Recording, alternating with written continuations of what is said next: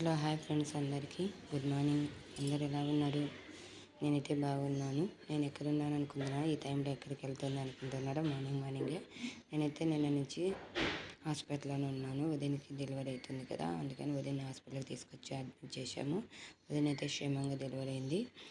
Night delivery అయింది. వదిన ఈరోజు డిశ్చార్జ్ చేస్తారనుకుంటా. నాకు మార్నింగ్ టీ తాగే అలవాటు ఉంది కాబట్టి టీ కోసం అనేది నేను బస్ స్టాండ్ దగ్గరికి వెళ్తున్నాను. బస్ స్టాండ్ దగ్గరికి వెళ్ళి టీ తీసుకొచ్చుకున్నామని చెప్పి టీ తీసుకొచ్చుకొని తాగాలి కదా, తాగితేనే ఒకటే ఫ్రీగా ఉంటుంది.